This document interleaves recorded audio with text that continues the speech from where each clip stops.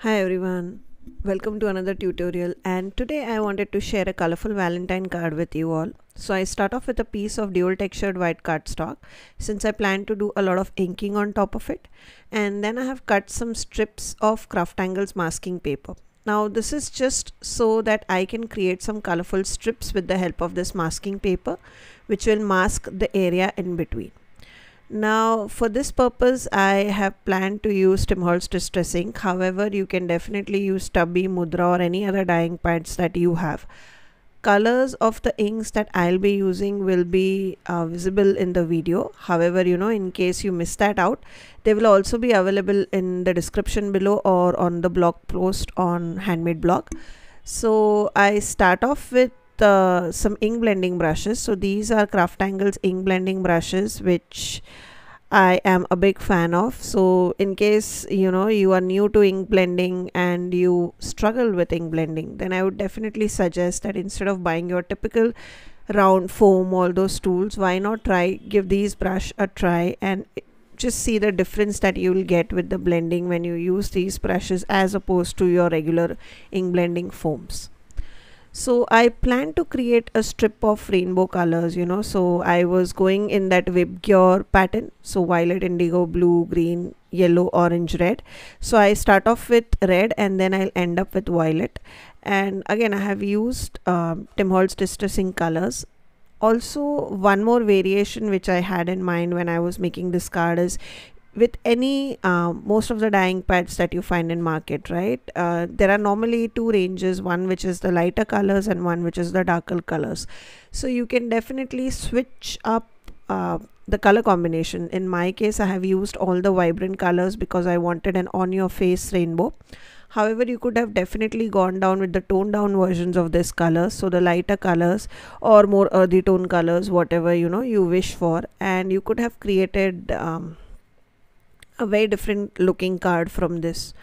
Also, stripes, again, I feel stripes are one of those classic patterns that you could definitely add on your card, and you are not restricted to use just rainbow. Like, I think using shades of white, shades of pink in an ombre or shades of blue in an ombre and then adding a baby sentiment would make a beautiful baby card.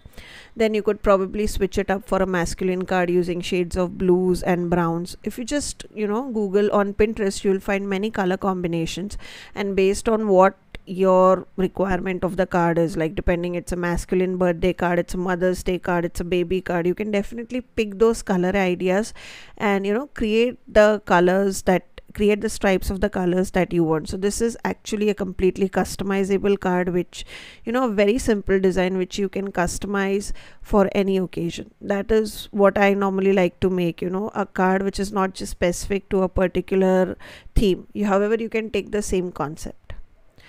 Now that the stripes are done, I just wanted to add some interest, and whenever I want to add some interest, the easiest way I do that is add some splatters of color.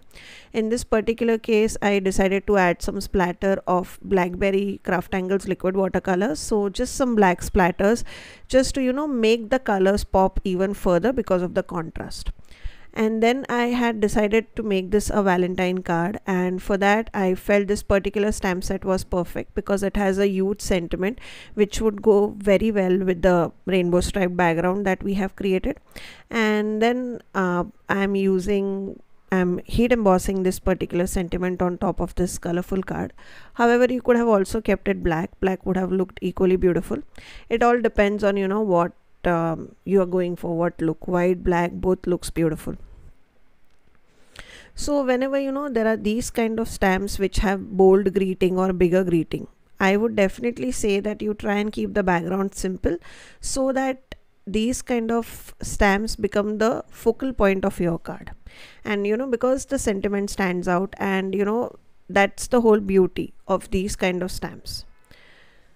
So now you see that I have used some Versamark embossing ink, again one of my favorite ink. I cannot recommend this particular ink pad enough, and I would definitely suggest that if you are in market looking for an embossing ink, try this out. It lasts really long. Like, I have been using it for years and years, and as compared to other ink pads which normally dry out, this does not. And then I am just using some Ranger super white embossing powder. So this is super fine white embossing powder, and that completes my base. And now I'll just mount this on top of a note card to create a simple CAS Valentine card. Now just so that black has something to tie in with, I decided to use Craftangle's Midnight Black cardstock as my base, and then I'm just adding some foam tape at the back, and I'll be mounting this on top of the card base. So that completes my Valentine card, a very simple card and completely customizable based on your needs.